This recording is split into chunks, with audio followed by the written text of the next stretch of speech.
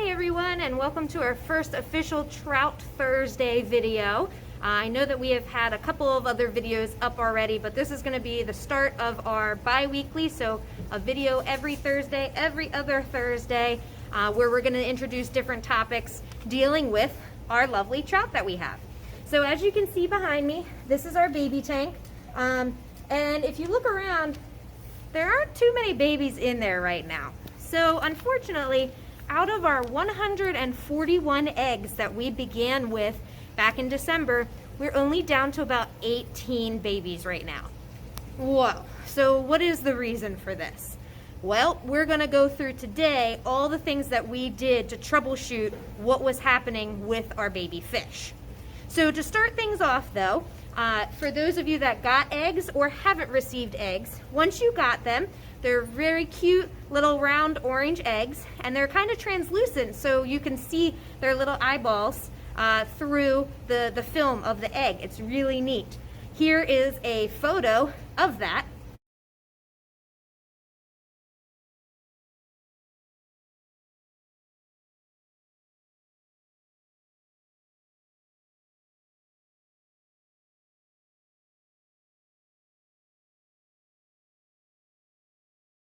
Very cute, right?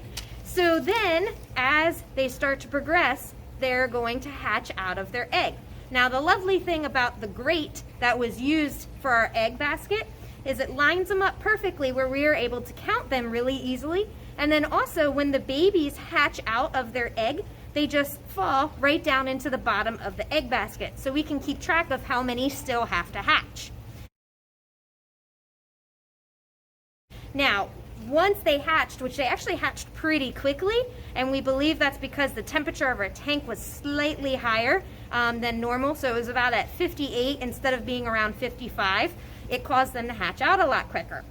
So once they were inside of the egg basket for about 2 weeks, we then noticed on, actually, it was the day after New Year's, so January 2nd, that it looked like on our camera, our video camera that we have here that you can tune into and watch live, that a lot of the babies looked a little funny on the camera, because at that point our camera was up here looking into our egg basket.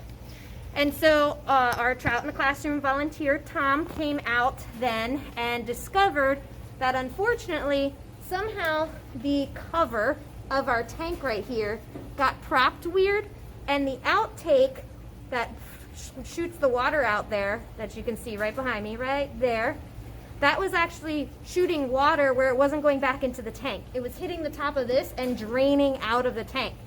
And so at that point, it had drained about 5 gallons out of this.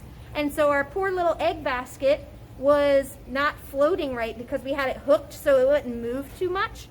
And so a lot of the fish, we think, mainly died that way, due to the fact that they were in high concentration all together, shoved in the one corner where there was still water. And it might have been that they didn't get enough oxygen at that point, and that a lot of the ammonia built up at that point. So we finally fixed that problem, and then a couple days later we noticed that they were at their swim up stage. So the swim up stage is when the baby alevin, okay, so when they hatch out of the egg, they're called an alevin. Their egg yolk that they still have on their belly, it's when it starts to absorb, and then they start to swim up towards the surface. And when they start doing that, that means that they're starting to be hungry, that they need to be fed their little food. So we released them out of the basket and we began to feed them. However, again, days go by and we keep finding dead baby alevin. So at this point, we decided to troubleshoot a lot of different things. So our first option was to think about the water quality itself. So if I get their sheet here, so I have our water testing sheet right here, and if we look at it, when we first started to notice the mortality, our amounts increased a little bit, so our ammonia and our nitrates did start to go up. And that's of course because you have dead bodies in the water, and so that's gonna cause both of those things to go up.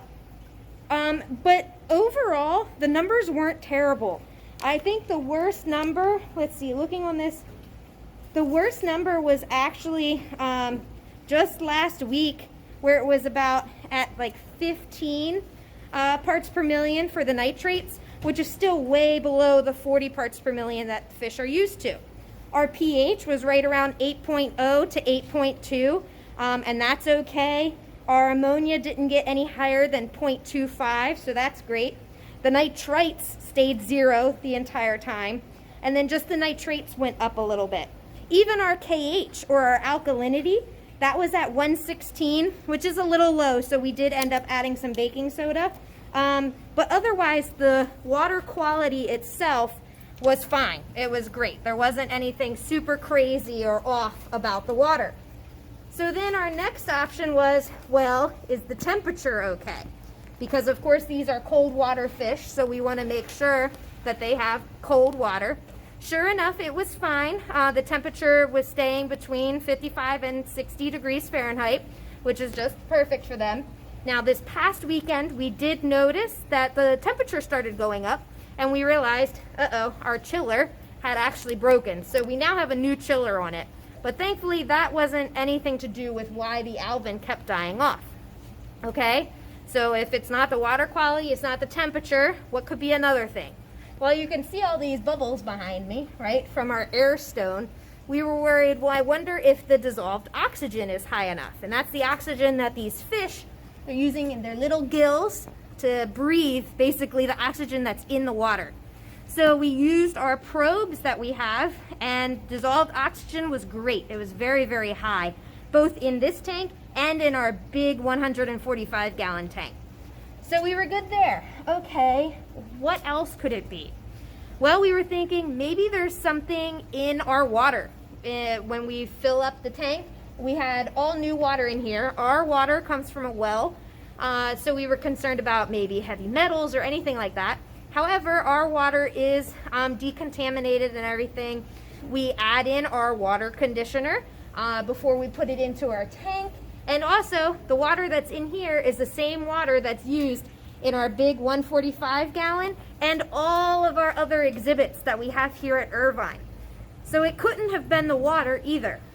Oh man, so we're really running out of options as to why our trout kept dying.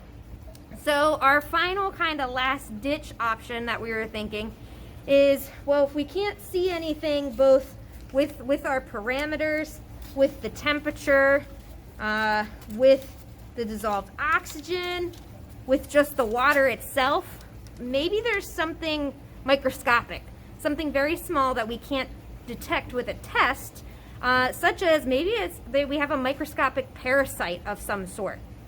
Now, you have to think though, if our eggs had this microscopic parasite, most likely other schools would also have the same parasite or the same diseased eggs.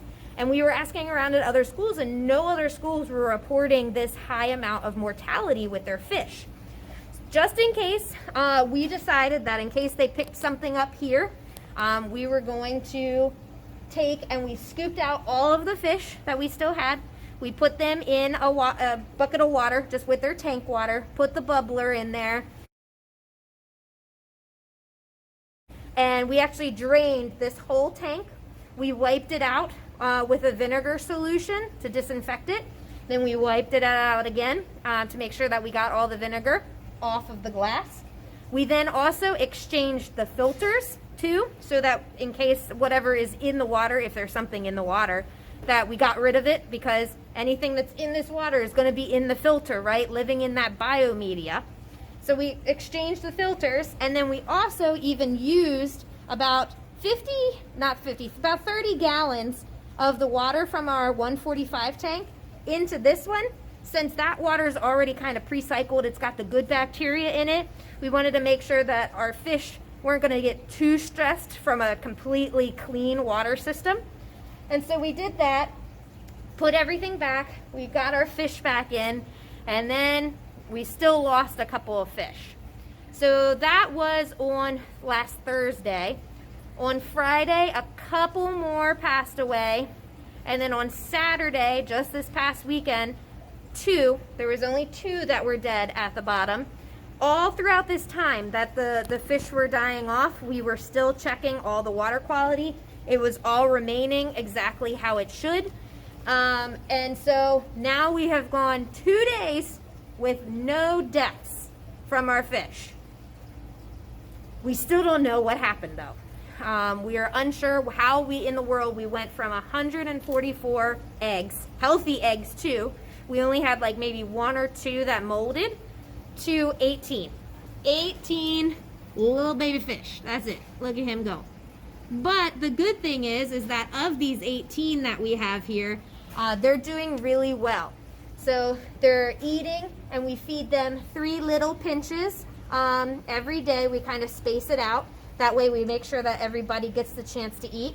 We've also noticed that these guys like to top feed, so they'll actually come up and start to nibble at the food as it floats on the surface.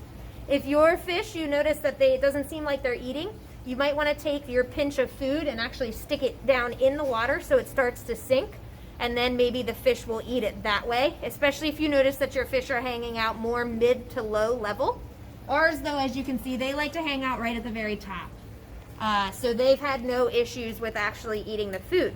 That was actually another issue that we thought we had. We thought, well, maybe they're starving to death. Maybe they're just not eating once we hit that swim up stage and started feeding them. But when we looked at the dead alevin, we actually saw that they had a full stomach. So it wasn't them not eating either. So while it still remains a mystery, and it was very unfortunate that we lost that many fish, it's definitely proven to be a learning curve, especially from last year, it being our first year here at Irvine to have trout. We had like a 95% success rate. It was amazing. All of our eggs just about hatched, and we released all of them except, our 2 big girls that are still over there.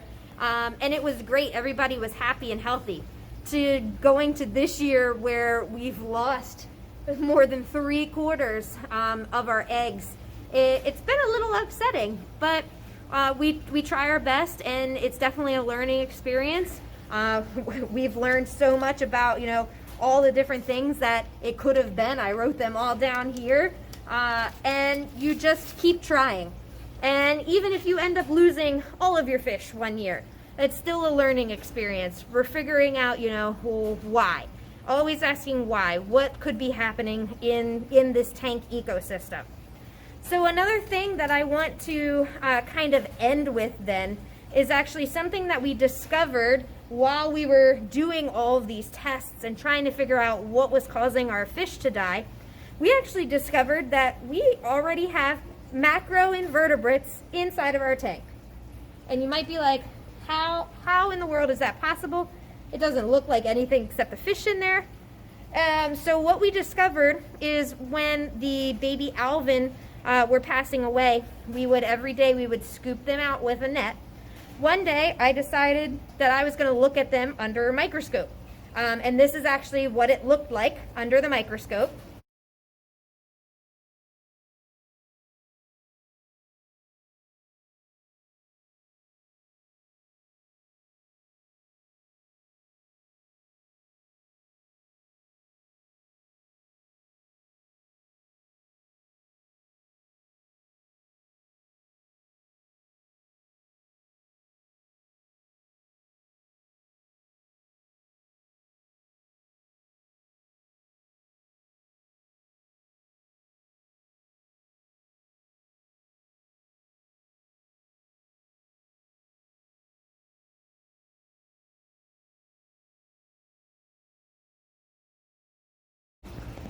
And as you can see, there are weird worms that were like all around the fish. Well, at first I was like, oh my gosh, I wonder if that's the parasite. That's maybe what killed our fish. Because I know some macroinvertebrates, but I didn't know what that one could be. So we sent it around to some of the different fish people and entomologists, and we found out that those are actually called midge larvae. So a midge kind of looks like a mosquito, but they don't bite. But the larvae look very worm-like, and they're actually decomposers. So they like to eat dead, decaying stuff or detritus from the bottom of the tank. So they were just happily making a meal out of the baby fish that were dying off. But then we're wondering, how did they get in here? Because like we don't see any midges like flying around, right? Well, we then decided it had to have come from our big tank, right? So here's our big tank with one of our big girls. And it might be hard to see on the video, probably almost impossible. But if you were here and if you were looking really, really carefully, hi, I'm not gonna feed you yet. There are teeny tiny little midge larvae floating around in this tank. So when we did our big water change and took all the water out and added some of the water from this tank into this one, we moved those midge larvae from the big tank into the little tank. Now, where in the world did the larva come from in here?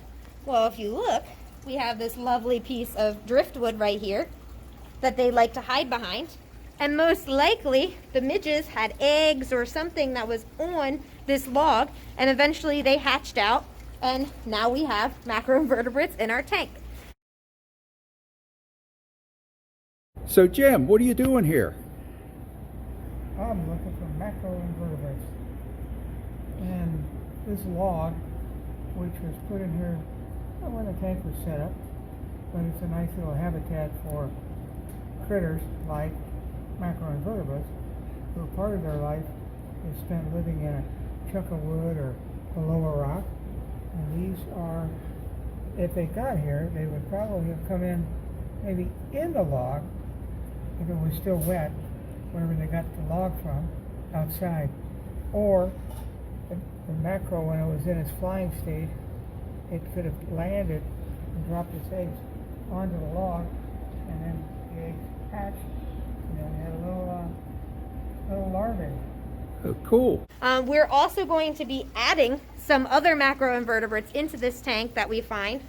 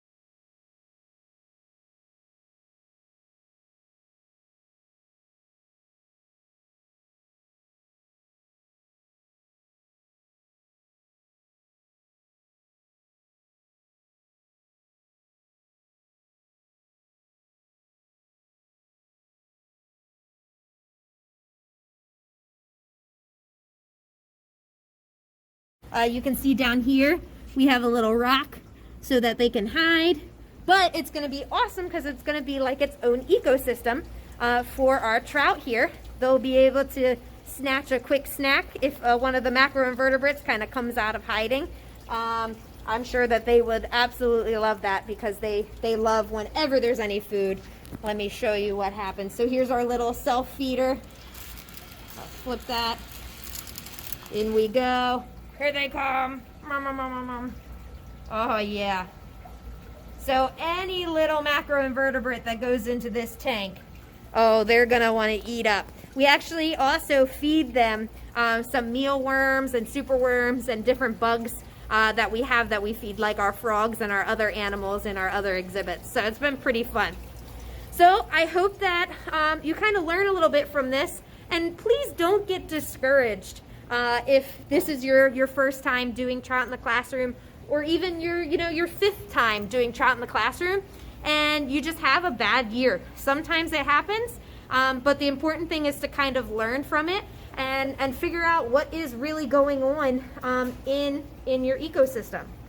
So as a reminder, you can check out all of our charts and everything are up on MDTU. The website, we have our charts for both our 55-gallon and our 145-gallon, so you can follow along our water chemistry if you don't have one of your own tanks yourself. And you can see we write down everything that we do with the tank too, so you can see the alevin die-off and everything. We also, of course, have our live camera. It can be sometimes hard to see them right now since they're very, very small and there's not a lot of them on the live camera, but it's still fun to check in. And be sure to, if you have any questions, go ahead and drop us an email at our virtual Trout in the Classroom email address, and I'll be looking for any questions to answer on our next Trout Thursday video in 2 weeks. So until then, bye.